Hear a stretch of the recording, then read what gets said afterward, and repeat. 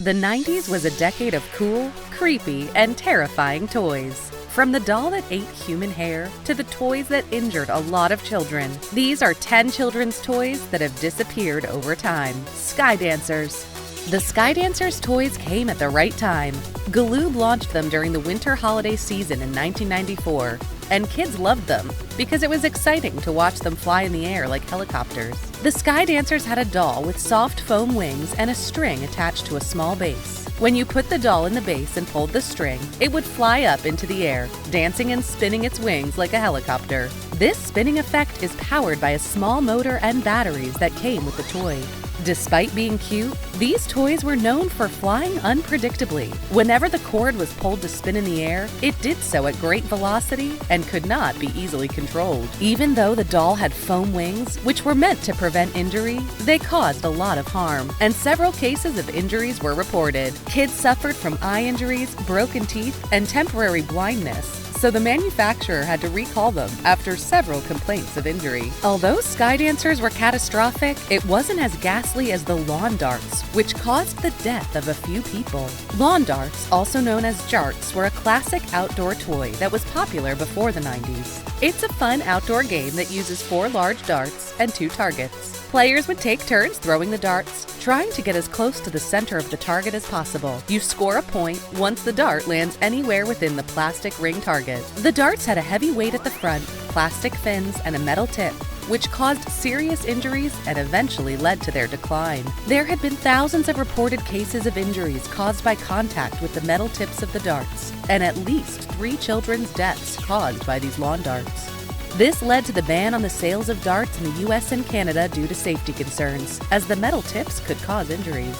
However, safer versions of lawn darts are currently being designed as alternatives to sharp metallic ones. These versions often have soft tips and are made of plastic to address safety concerns. Like the lawn darts, another 90s toy that was redesigned for safety is the Easy Bake Oven.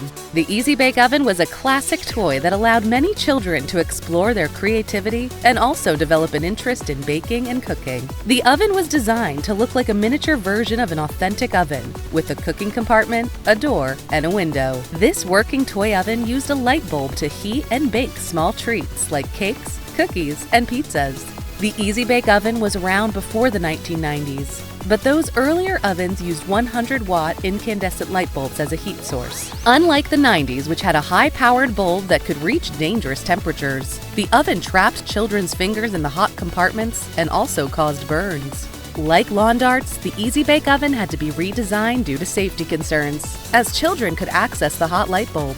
Another toy that was dangerous for kids to use was the Moon Shoes.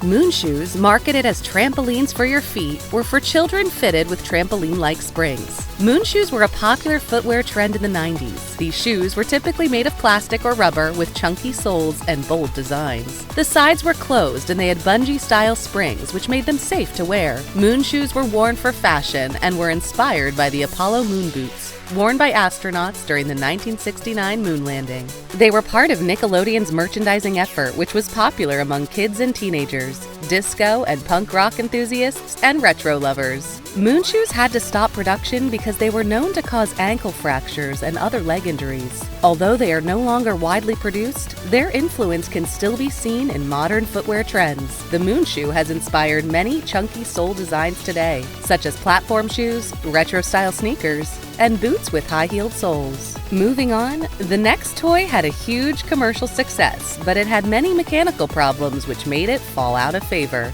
Cabbage Patch Kids, including Snack Time Kids, were beloved dolls in the 1990s. The demand for these toys was wild. The Snack Time Kid had a mouth powered by a motor, which enabled it to eat the plastic snacks that came with it, and that became a problem. Whenever the kids tried to feed the doll, their hands would get stuck in the doll, causing injuries. Several parents became agitated over the toy, leading to many lawsuits being filed against Mattel over the Snack Time Kid doll. In 1997, the manufacturer recalled all the dolls sold and refunded everyone who had them. The next toy did not only cause injuries to children, but to adults as well. The Slip and Slide.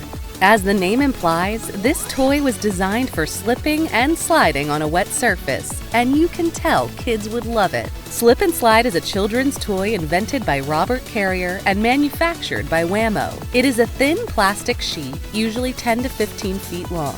This toy is constructed with a tube that can be connected to any garden hose, allowing you to spray water on the surface. Once the surface is wet, it becomes very slippery, allowing you to slide along it. Some versions also include an inflatable swimming pool and spray tubes for the user to slide into at the end of the slide. It was loved by many, and millions of slip and slides were sold worldwide. However, despite being fun, this toy was restricted only to kids. Several cases were reported in which some adults suffered neck injuries or paralysis while using slip and slides. Hence, the manufacturer recommended that children use the toy only because people older than children might stop suddenly when diving into it due to their weight or height. These cases led the Consumer Product Safety Commission to issue a recall notice in 1993, warning users of the dangers. The notice stated that the product was not taken off the market completely, but was recommended only for children. This toy has inspired numerous backyard water games and remains popular today. It has been redesigned with modern materials to ensure safety. During the 90s, you'd always find a mini hammock. They were everywhere, on camps, on hikes, and in homes. Mini hammocks are small, portable hammocks used for various purposes, including relaxation and leisure, travel or camping, and decorative purposes. They are made of durable materials like nylon, polyester, cotton, and canvas, and they come with adjustable straps or hooks. These mini hammocks are easy to carry and set up, and they are perfect for anyone looking for a cozy relaxation. While mini hammocks are adorable and fun, some defects have been reported. Some nets were made with weak and thin fabric, and they were not sufficiently stitched. This has led to several cases of children being entrapped and strangled when they try to get out. Another toy that caused bruises and eye injuries is the clackers. The clackers had two acrylic balls attached to a string. Whenever children swing them up and down, they collide and make a clacking sound, which kids love to hear. These two solid balls, each about 2 inches in diameter, are made of rigid acrylic plastic.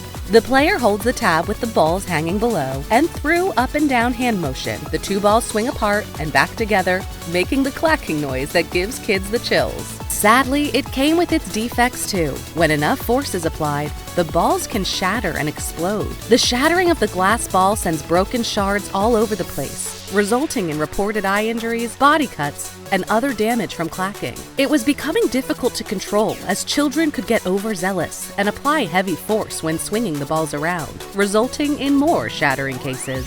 Clackers were taken off the market in the United States and Canada when reports of injuries from children did not stop. This led to the recall of this toy. However, since it had a huge commercial success in the 60s, a new design of this toy resurfaced in the 90s. The balls were designed with modern materials this time and didn't explode.